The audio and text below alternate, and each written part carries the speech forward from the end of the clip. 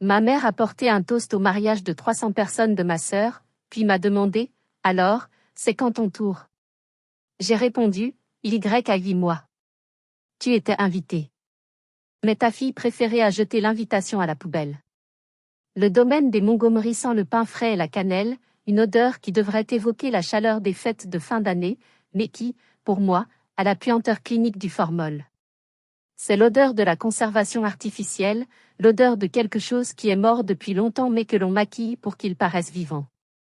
Je me tiens au centre du vaste salon, mes doigts serrés autour d'une boîte cadeau couleur crème entourée d'un ruban de soie, et je ne peux m'empêcher de fixer l'abîme qui sépare ma vie de celle de ma famille.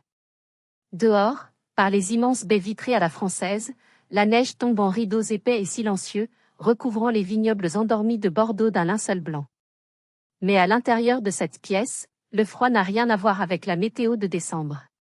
C'est un froid humain, calculé, un froid qui pénètre jusqu'à la moelle des os. Je m'appelle Sibylle, j'ai 34 ans, et ce soir, je suis l'intruse dans ma propre maison d'enfance. Sibylle? Tu restes plantée là comme un piquet?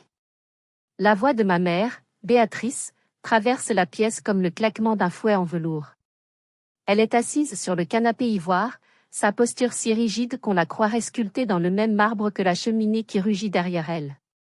Elle porte du rouge ce soir, une couleur agressive, royale, qui jure avec ma robe bleu marine discrète, choisie spécifiquement pour ne pas attirer l'attention, pour ne pas offenser. Bonsoir, maman, dis-je, ma voix un peu rauque à cause du trajet en train et de l'émotion contenue. Bonsoir à tous. Avant de vous raconter comment cette soirée s'est transformée en champ de bataille, je voudrais prendre un moment pour vous accueillir. Je sais que les histoires de famille toxiques résonnent chez beaucoup d'entre vous. Dites-moi dans les commentaires, d'où regardez-vous cette vidéo? Êtes-vous à Paris sous la pluie, à Québec sous la neige, ou peut-être quelque part au soleil? Et quelle heure est-il chez vous? J'adore lire vos messages, cela me rappelle que je ne suis pas seule. Je m'avance vers le centre du salon. L'atmosphère est saturée de parfums coûteux et de la fumée subtile des cigares que mon père fume sur la terrasse. Flavie, ma sœur cadette de 27 ans, trône au milieu de la pièce. Elle est rayonnante, d'une beauté presque violente, enveloppée dans une robe dorée qui capte chaque reflet du lustre en cristal. À son doigt, un diamant solitaire de 3 carats lance des éclairs de lumière. C'est sa soirée. Sa fête de fiançailles. La répétition générale de son couronnement. À côté d'elle, Vianney, son fiancé, semble moins à l'aise. C'est un homme bien, un avocat d'affaires brillant, issu d'une vieille famille lyonnaise respectée. Il ajuste sa cravate nerveusement, son regard fuyant la splendeur excessive de la pièce pour se poser brièvement sur moi avec une lueur de sympathie. Il sait.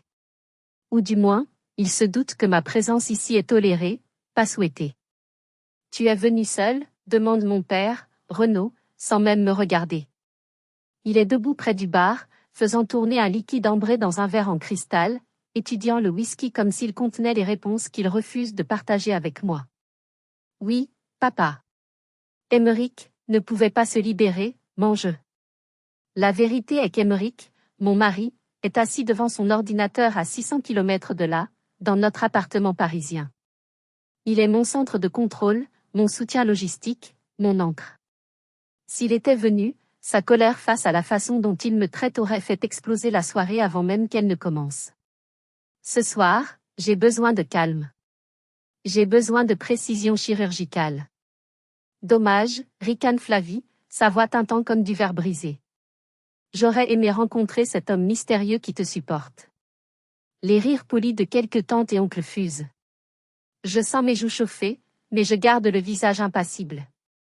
J'ai eu 34 ans d'entraînement pour ce moment. J'ai apporté quelque chose pour vous deux, dis-je en tendant la boîte crème à Flavie.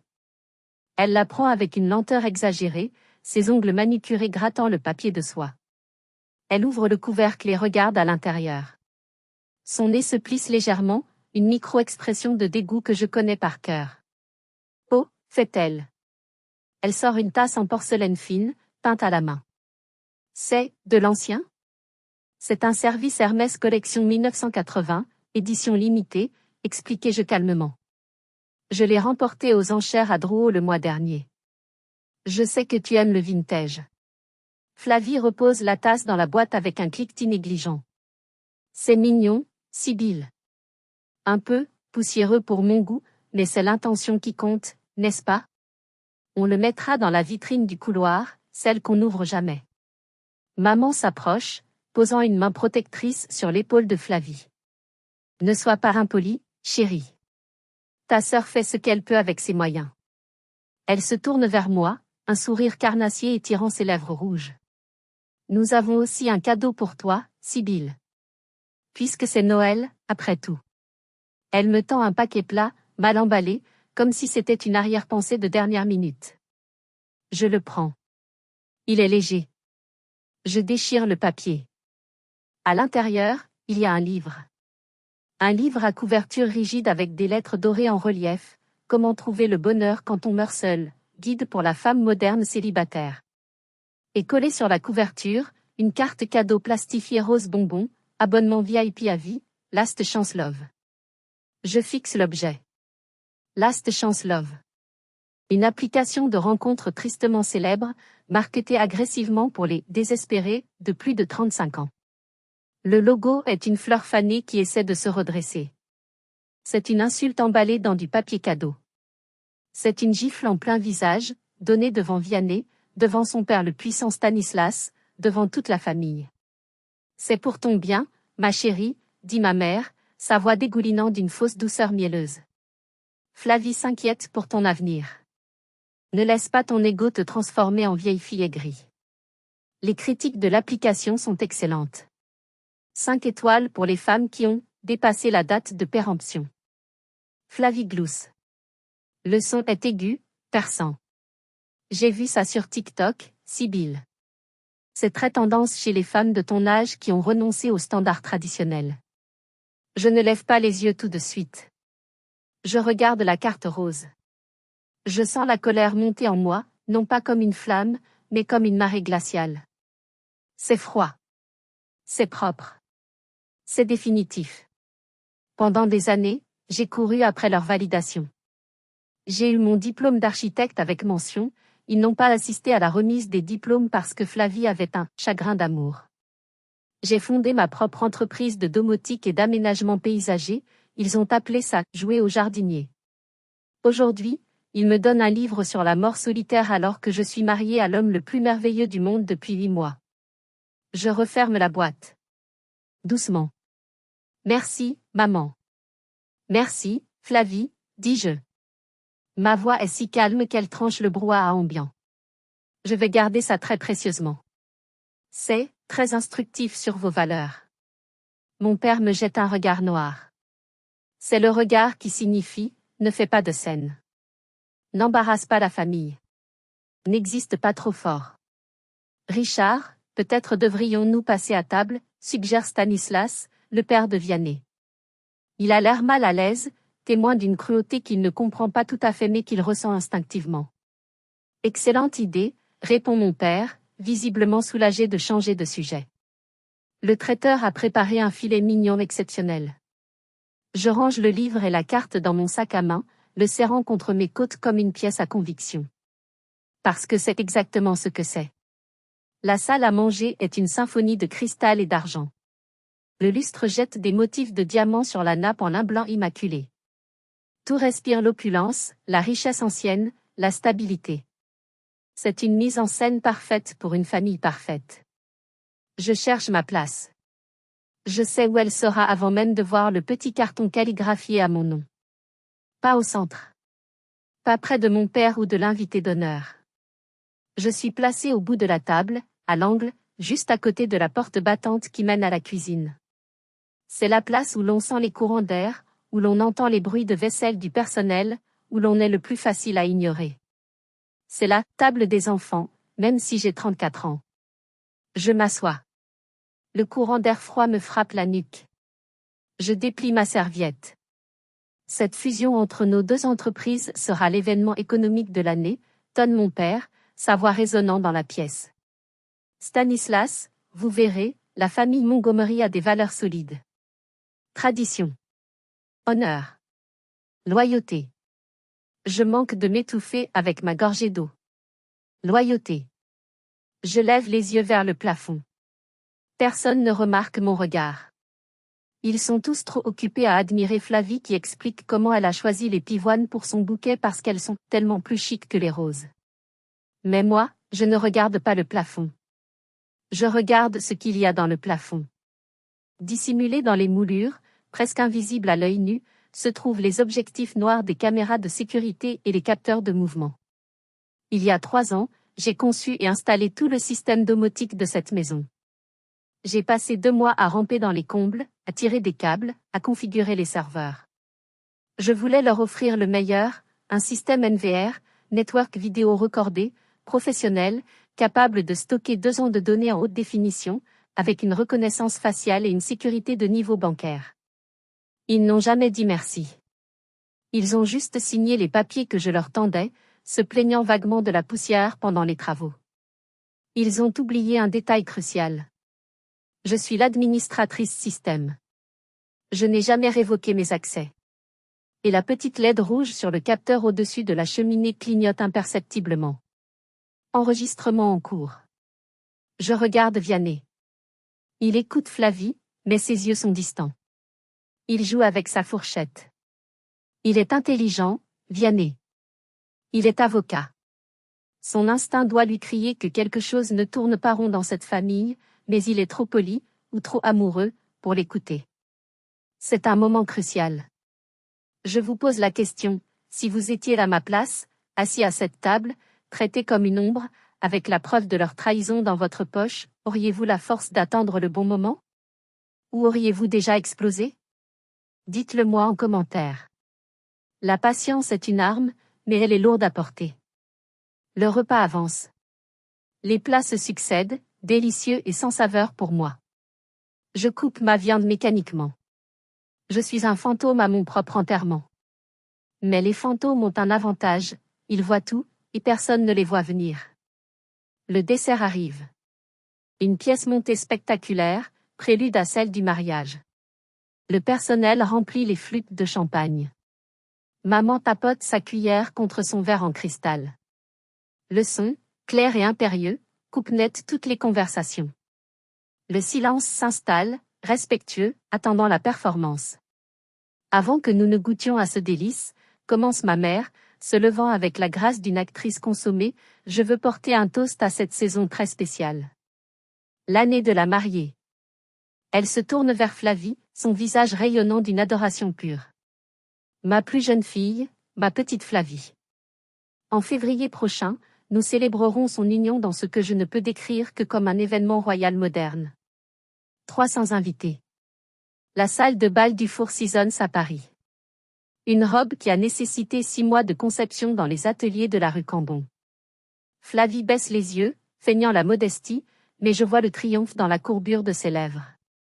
Flavie a toujours su comment faire les choses correctement, continue ma mère, et le mot correctement atterrit sur ma peau comme une brûlure de cigarette. Avec grâce. Avec considération pour la famille. Elle comprend que le mariage n'est pas seulement l'union de 2 personnes, mais l'alliance de 2 familles, de 2 héritages. Mon père lève son verre en signe d'approbation. Stanislas hoche la tête poliment. Puis, lentement, théâtralement, le regard de ma mère quitte Flavie. Il traverse la table, passe au-dessus des chandeliers, et se pose sur moi. Son sourire change. Il devient quelque chose de gluant, de faussement compatissant.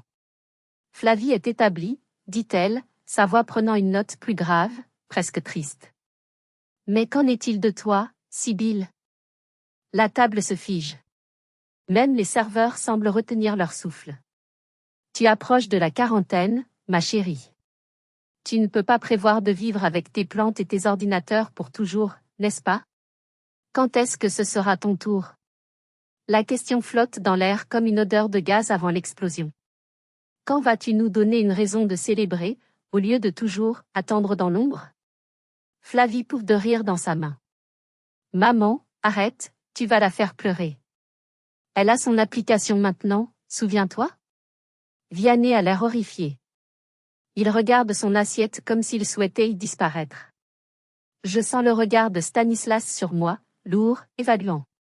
Quelque chose se brise en moi. Non, ce n'est pas le bon mot. Quelque chose se déverrouille. Le dernier verrou de sécurité saute. Je pose ma fourchette. Je m'essuie la bouche avec ma serviette en lin. Je prends une gorgée d'eau pour rincer le goût amer de leur mépris. Je lève les yeux. Je ne pleure pas. Je ne rougis pas. Je souris. Un sourire froid, clinique. Je ne suis pas célibataire, maman. Les mots sortent calmes, réguliers, comme si je commentais la météo. Ma mère cligne des yeux. Pardon? J'ai dit que je ne suis pas célibataire. Je suis mariée depuis 8 mois. Le visage de ma mère traverse 3 expressions distinctes en l'espace de 2 secondes, confusion, incrédulité, puis une rage pure et volcanique. Menteuse. Le mot explose de sa bouche. Elle frappe la table de sa main baguée, faisant teinter l'argenterie. Pourquoi personne ne le sait? Tu t'es mariée en secret? À Las Vegas? C'est ça? Tu as fugué comme une adolescente pour nous faire honte? Flavie se redresse, palme et combative. Tu inventes des histoires pour gâcher ma fête. Tu as toujours été jalouse de moi, Sibylle, mais là, c'est pathétique même pour toi. Elle se tourne vers Vianney, agrippant son bras. Tu peux croire ça? Elle est délirante. Mon père a le visage cramoisi, une veine battant dangereusement sur sa tempe. Si tu t'es marié, pourquoi ne nous as-tu rien dit? Tu as fait ça exprès, n'est-ce pas? Pour humilier cette famille devant les Sterling? Je tiens son regard. Je ne scie pas, j'ai envoyé les invitations, dis-je. Par FedEx, envoi prioritaire de nuit. Le 12 février dernier. J'ai attendu vos réponses. J'ai gardé 2 chaises vides au premier rang, avec vos noms dessus, jusqu'à la dernière minute de la cérémonie. C'est faux, hurle ma mère. Je n'ai jamais rien reçu. Tu mens. Je me lève lentement. Je lisse ma robe. Je savais que vous diriez ça. C'est pour ça que j'ai amené des preuves. Le silence qui suit ma déclaration est assourdissant. On entendrait une mouche voler, ou dans ce cas précis, une carrière s'effondrer. Des preuves, répète Flavie, sa voix montant d'une octave. Elle rit nerveusement. De quoi elle parle?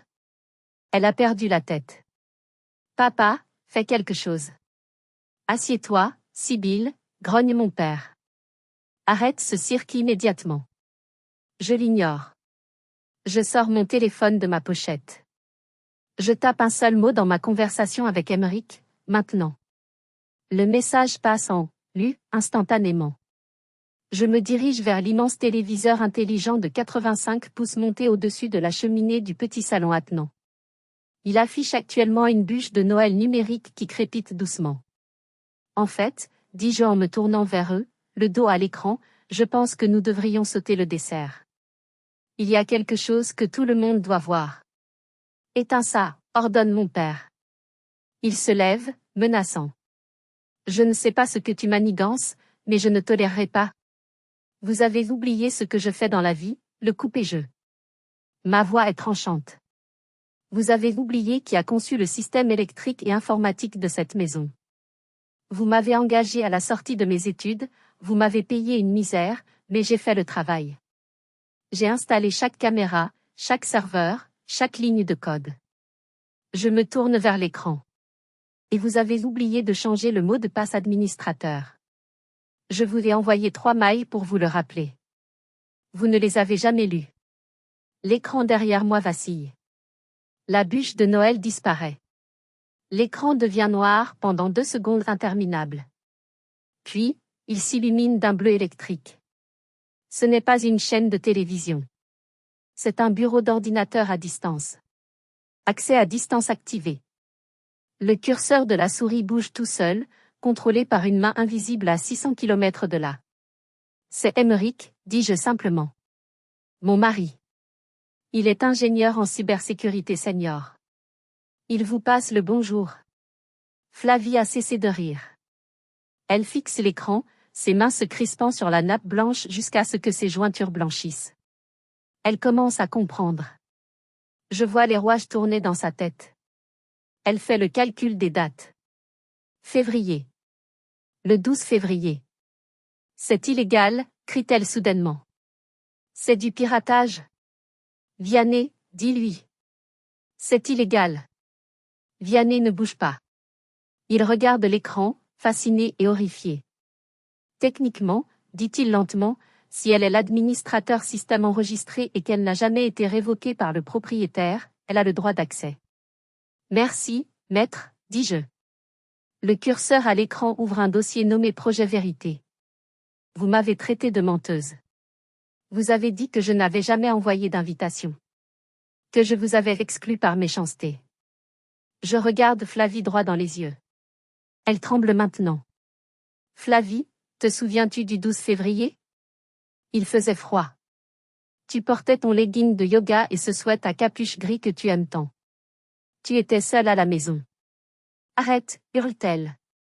Maman, fais la terre. Mais il est trop tard. Émeric double-clique sur le premier fichier. L'image qui remplit l'écran 85 pouces est d'une clarté cristalline. C'est un document PDF. Un récépissé de livraison FedEx. Je m'écarte pour que tout le monde puisse voir. Preuve numéro 1, annoncez-je. Le document détaille tout.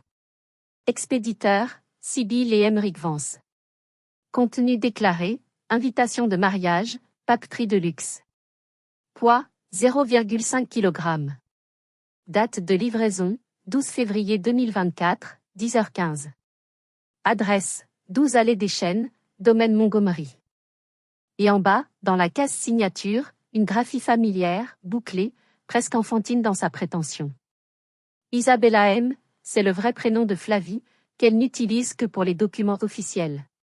C'est ta signature, Flavie, dis-je. La salle à manger explose en murmures. Stanislas met ses lunettes pour mieux voir.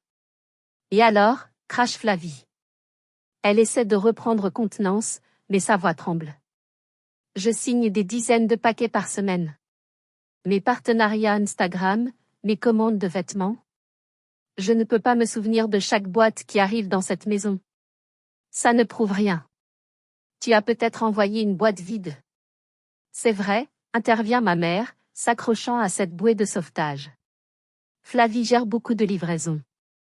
C'est une influenceuse, Sibylle, elle a une carrière, elle. Elle ne peut pas être responsable de ton courrier égaré. Je hoche la tête. Un argument valide. Tu ne savais pas ce qu'il y avait dedans. C'est ce que tu prétends? Je ne savais pas, insiste Flavie. Je n'ai jamais vu tes stupides invitations. Très bien, dis-je. Alors expliquons la preuve numéro 2. Je fais un signe de tête à l'écran. Le curseur bouge. Le récépissé disparaît. Une nouvelle fenêtre s'ouvre. C'est une capture d'écran d'une boîte mail. Pas n'importe laquelle. Celle de ma mère. Maman, tu te plains toujours que tu ne comprends rien à Gmail, n'est-ce pas? Tu as donné tes mots de passe à Flavie pour qu'elle t'aide à gérer tes mails de charité et tes invitations mondaines. Et alors, demande ma mère, sur la défensive. Regardons les filtres que Flavie a installés le 14 février. 2 jours après la livraison du colis. Le jour de la Saint-Valentin. L'écran montre les paramètres de filtrage. Une règle est surlignée en jaune. Et si le sujet contient mariage, Sibylle, cérémonie. Alors, supprimer définitivement. Ne pas placer dans la corbeille. Marqué comme lu. Un silence de mort tombe sur la table. L'adresse IP qui a créé ce filtre, dis-je en pointant une ligne de code en bas de l'image, correspond à l'iPhone de Flavie. Le même iPhone qu'elle tient dans sa main en ce moment même. Vianney se lève lentement. Il regarde l'écran, puis Flavie. Tu as piraté le mail de ta mère pour bloquer les messages de ta sœur, demande-t-il. Sa voix est basse, horrifiée. Ce n'est pas du piratage, crie Flavie. Maman m'a donné le mot de passe. Tu admets donc que tu as créé le filtre? La voix de Vianney est celle d'un procureur maintenant. Flavie regarde autour d'elle, cherchant une issue. Elle voit le visage fermé de Stanislas. Elle voit la confusion de mon père. Elle voit qu'elle est piégée. Alors, elle change de tactique. Le visage de la victime innocente disparaît. Le visage de la martyre apparaît. Flavie se lève brusquement, sa chaise raclant le parquet avec un bruit strident. Des larmes jaillissent de ses yeux, une performance digne d'un Oscar. D'accord. Oui.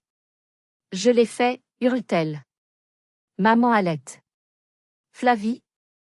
Je l'ai fait pour vous, sanglote Flavie, tendant les mains vers nos parents. Je l'ai fait pour protéger cette famille. Elle se tourne vers moi, le visage tordu par une grimace qui se veut douloureuse mais qui ressemble surtout à de la haine pure. Tu voulais organiser ton mariage dans ce vignoble minable en Dordogne. J'ai vu le site web. C'était rustique, c'était bon marché, c'était gênant. Elle se tourne vers papa. Papa, tu étais en pleine négociation avec les investisseurs japonais à ce moment-là. Maman, tu essayais d'entrer au conseil d'administration du musée. Si les gens avaient su que la fille aînée des Montgomery se mariait dans une grange, avec un buffet froid et du vin de table, on serait devenu la risée de tout le monde. Elle renifle bruyamment, essuyant ses yeux avec sa serviette en lin. J'ai eu peur pour vous. J'ai eu peur que vous soyez obligés d'y aller par devoir, et que vous souffriez de l'humiliation. Alors j'ai pris la décision difficile. J'ai sacrifié ma relation avec ma sœur pour sauver l'honneur de mes parents. Je l'ai fait par amour. C'est brillant.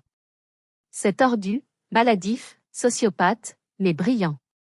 Elle vient de transformer un acte de malveillance pure en un sacrifice noble. Et le pire, c'est que ça marche. Je vois les épaules de mon père s'affaisser. Je vois le regard de ma mère s'adoucir. Ils gobent le mensonge parce qu'ils flattent leur ego.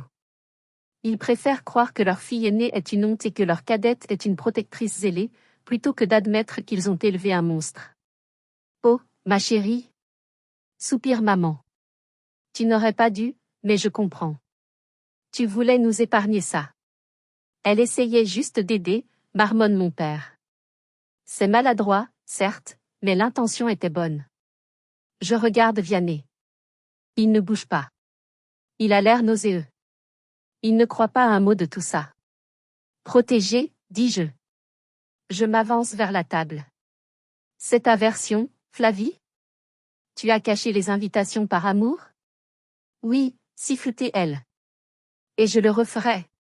Si tu voulais vraiment les protéger, dis-je doucement, tu aurais caché les invitations dans un tiroir. Tu les aurais gardées, au cas où. Tu aurais traité le courrier de ta sœur avec un minimum de respect, même en le cachant. Je me tourne vers l'écran. Mais tu n'as pas fait ça. N'est-ce pas? Quoi? Flavie cligne des yeux. La peur revient dans son regard. Émeric lance la vidéo. Et vous, honnêtement, comment auriez-vous réagi à sa place? On veut vraiment lire vos avis dans les commentaires, parce que chaque point de vue compte. Dites-nous aussi de quelle ville ou de quel pays vous nous regardez. Et surtout, ne partez pas, l'histoire est encore loin d'être terminée, ce qui arrive ensuite risque de totalement vous retourner. Non. Arrêtez, crie Flavie, mais l'écran s'anime déjà. C'est une vidéo haute définition, prise par la caméra grand angle située au-dessus de la porte d'entrée. Le son est activé. On entend le grondement du moteur du camion FedEx qui s'éloigne.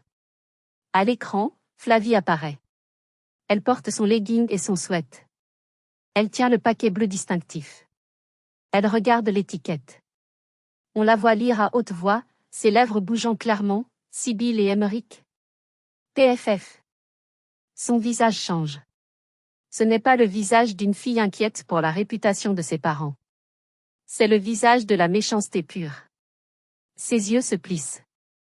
Ses lèvres se tordent en un rictus de dégoût. Elle ne rentre pas dans la maison pour cacher le paquet. Elle se dirige vers le côté du porche, là où sont alignées les poubelles en attente de ramassage. Elle déchire l'emballage cartonné avec violence. Les boîtes en velours rouge tombent dans sa main. Elle en ouvre une, regarde l'invitation dorée à l'intérieur. Quelle blague, dit-elle. Le micro haute fidélité capte chaque mot. Qui se croit-elle? Elle ne remet pas l'invitation dans la boîte. Elle la froisse. Elle écrase le papier cartonné coûteux dans son poing. Puis, elle ouvre le couvercle de la poubelle verte. Celle des déchets organiques. Celle qui sent le poisson et les épluchures pourries. Elle jette les 4 boîtes dedans. Cloc. Cloc. Cloc. Mais elle ne s'arrête pas là. Et c'est ce moment précis qui va sceller son destin. Elle se penche au-dessus de la poubelle. Elle rassemble sa salive. Et elle crache. Un crachat épais, délibéré, haineux, directement sur les invitations de mariage de sa sœur. Elle se redresse, essuie sa bouche du revers de la main, sourit avec satisfaction, et rabat le couvercle de la poubelle. Bon débarras, dit-elle à l'écran avant de faire demi-tour et de rentrer dans la maison en chantonnant. L'écran devient noir. La salle à manger est plongée dans un silence absolu. Un silence si lourd qu'il semble presser sur nos tympans.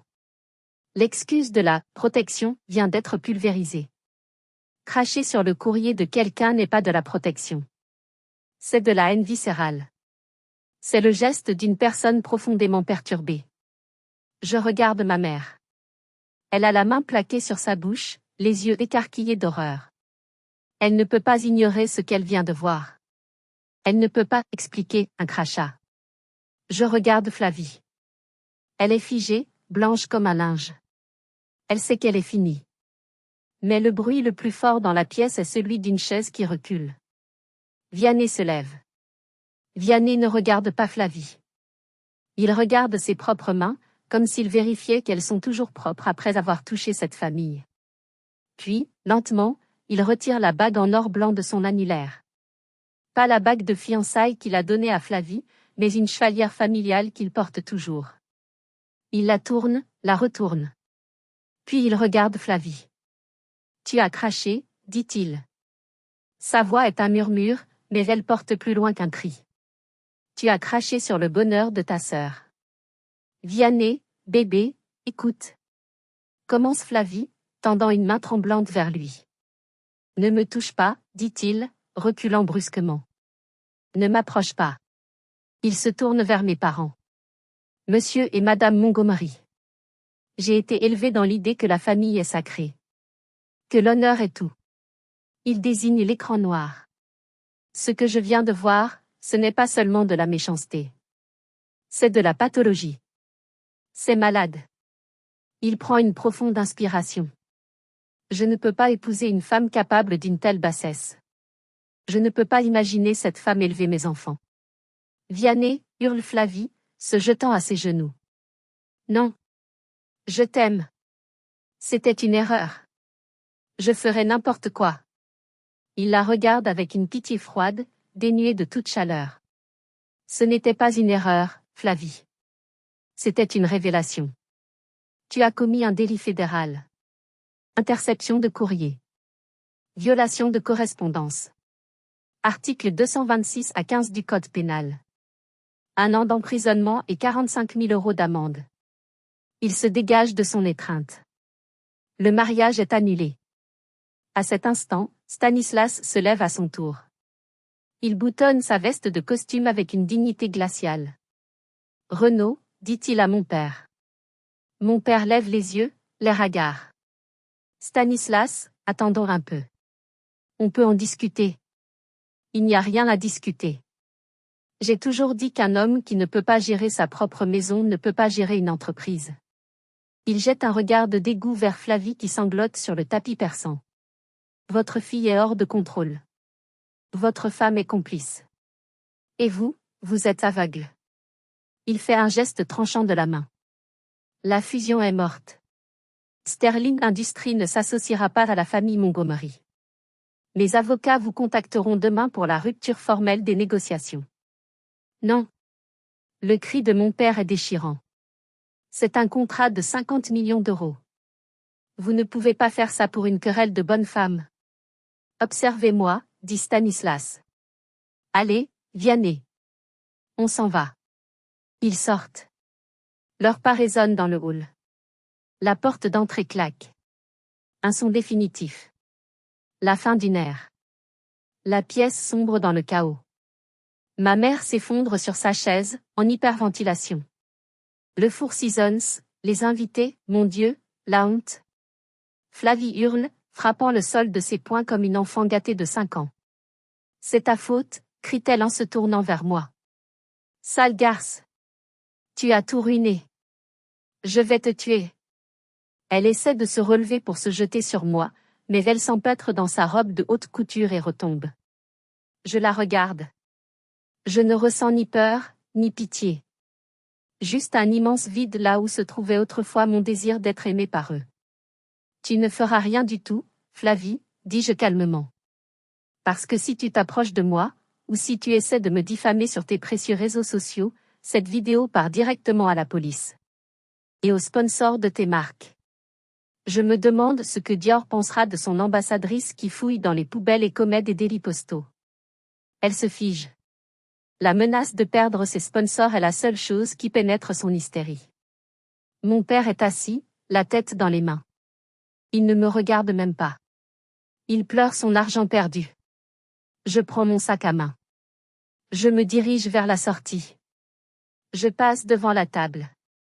Je prends la boîte contenant le livre sur la mort solitaire et la carte de l'appli de rencontre. Je m'arrête devant Flavie, toujours au sol. Je laisse tomber la carte rose Last Chance Love devant elle. Elle atterrit doucement sur le tapis. Tiens, dis-je. Tu en auras besoin plus que moi maintenant. C'est 5 étoiles, paraît-il. Je sors de la maison. L'air froid de la nuit me frappe le visage, mais pour la première fois, il ne me fait pas frissonner. Il me purifie. C'est comme sortir d'une cave humide pour respirer l'air de la montagne. La neige a cessé de tomber. Le silence est parfait. Je marche jusqu'au portail où mon chauffeur Uber m'attend déjà. J'ai commandé la voiture il y a 10 minutes, quand la vidéo a commencé. Je savais exactement combien de temps ça prendrait. Je monte à l'arrière de la voiture. Gare Saint-Jean, s'il vous plaît, dis-je au chauffeur. Tout va bien, mademoiselle, demande-t-il en me regardant dans le rétroviseur. C'était une fête courte. C'était parfait, dis-je. Exactement la durée nécessaire. Je sors mon téléphone. J'appelle Émeric en FaceTime. Son visage apparaît instantanément. Il sourit, un sourire fatigué mais triomphant. Il porte son vieux sweatshirt de l'université, et il n'a jamais été aussi beau. C'est fait, demande-t-il. C'est fait. Vianney est parti. La fusion est annulée. Émeric siffle. Terre brûlée. Tu vas bien? Je prends une grande inspiration. Mes poumons se remplissent sans cette douleur familière d'oppression. Je vais bien. Je vais vraiment bien. Je rentre à la maison. Je t'attends. J'ai mis du vin au frais et j'ai commandé des pizzas. C'est le meilleur dîner de Noël dont je puisse rêver, dis-je, et je le pense vraiment. 3 jours plus tard. Je suis de retour à Paris, dans notre appartement lumineux rempli de plantes. La vie a repris son cours, mais tout semble plus léger. On sonne à la porte. Le facteur me tend une lettre recommandée. L'expéditeur est Renaud Montgomery. Je m'assois à la table de la cuisine pour l'ouvrir. Émeric se tient derrière moi, une main sur mon épaule. À l'intérieur, il n'y a pas de lettre d'excuse. Pas de demande de pardon. Il y a un chèque de banque. Un chèque de 50 000 €. Et une note tapée à la machine, froide, impersonnelle, sur du papier à en-tête de l'entreprise, ou ce qu'il en reste. Sibylle. Tu as causé des dégâts irréparables. Mais tu es ma fille. Voici de quoi couvrir tes frais de mariage et plus encore. Considère cela comme ton héritage anticipé. En échange, je demande que tu supprimes toutes les copies de la vidéo et que tu signes l'accord de non-divulgation ci-joint concernant les affaires de la famille. Ne nous contacte plus jusqu'à ce que nous soyons prêts à te pardonner. Je lis la note 2 fois. Jusqu'à ce qu'il soit prêt à me pardonner. L'audace est stupéfiante. Ils pensent encore qu'ils sont en position de force. Ils pensent que l'argent peut tout réparer, que mon silence s'achète, que ma dignité a un prix. Ils pensent que je suis encore la petite fille qui attendait qu'on lui jette des miettes d'attention. Je regarde le chèque. 50 000 €. C'est beaucoup d'argent. C'est l'acompte d'une maison. C'est une belle voiture. Mais c'est aussi une laisse. Une muselière. Tu veux un stylo pour signer? Demande Émeric doucement, me testant. Je ris. Un rire clair, joyeux. Non. Je veux mon téléphone. Je pose le chèque sur la table en bois brut. Je le prends à deux mains. Le bruit du papier qui se déchire est le son le plus satisfaisant au monde. Mieux que le cristal qui teinte. Mieux que les applaudissements. Screech. Je le déchire en deux. Screech. Screech. En 4. En 8. En confetti. Je dispose les morceaux déchiquetés sur la table, à côté de la note ridicule de mon père. Je prends une photo. J'ouvre le groupe WhatsApp familial, Famille Montgomery. C'est la première fois que j'écris dedans depuis des mois. Je poste la photo.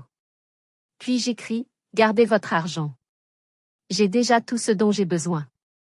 Ma dignité n'est pas à vendre, et mon silence est un cadeau d'adieu gratuit. Je ne signerai rien. Je ne supprimerai rien. La vidéo est ma garantie que vous resterez loin de moi. Ne me contactez plus jamais. Je ne suis plus une Montgomery. Je suis d'une Vance. Adieu. Je vois les statuts changer. Maman est en train d'écrire. Flavie est en train d'écrire. Ils paniquent. Ils veulent avoir le dernier mot. Ils veulent me faire culpabiliser. Je ne leur laisse pas cette chance. Je tape sur le nom du groupe. Je fais défiler vers le bas. Le bouton rouge. Quitter le groupe. J'appuie dessus. Voulez-vous vraiment quitter ce groupe? Oui. Le groupe disparaît de ma liste. Les voix s'éteignent. Le bruit de fond constant de ma vie, ce mélange de critique et de négligence, s'arrête net. C'est fini. Je pose mon téléphone. Je me lève et je serre Émeric dans mes bras. Il sent le café et le savon, une odeur réelle, honnête. Tu viens de jeter 50 000 € par la fenêtre, dit-il en m'embrassant le front. Non, dis-je. Je viens d'acheter ma liberté. Et crois-moi, c'était une bonne affaire. Nous passons le reste de la journée à boire du thé dans les tasses Hermès que j'ai ramenées, je ne les ai pas laissées à ces barbares, finalement, et à planifier notre avenir. Un avenir sans obligations toxiques, sans comparaison humiliante, sans chaise vide au premier rang. J'ai appris une chose essentielle cette nuit-là. On ne choisit pas sa famille de sang, mais on peut choisir de ne plus en être la victime. On peut construire sa propre famille, brique par brique, avec des gens qui nous aiment pour qui nous sommes, et non pour l'image que nous projetons. J'ai coupé les branches mortes de mon arbre généalogique. Et maintenant, enfin, je peux fleurir. Merci d'avoir écouté mon histoire. C'était le soir où j'ai tout perdu selon eux, et où j'ai tout gagné selon moi. J'ai une dernière question pour vous, et je veux que vous soyez honnête. Si vous aviez ce chèque de 50 000 € devant vous, après tout ce qu'ils vous ont fait, l'auriez-vous déchiré? Ou l'auriez-vous encaissé comme un dédommagement pour les années de souffrance? Il n'y a pas de mauvaise réponse. Dites-moi ce que vous auriez fait dans les commentaires. Si cette histoire vous a touché, si vous avez ressenti cette satisfaction de voir le karma frapper, n'oubliez pas de mettre un « j'aime » sur la vidéo et de vous abonner. Nous avons encore beaucoup d'histoires à partager. Prenez soin de vous, et n'oubliez pas, vous valez mieux que ceux qui vous traitent mal. À bientôt.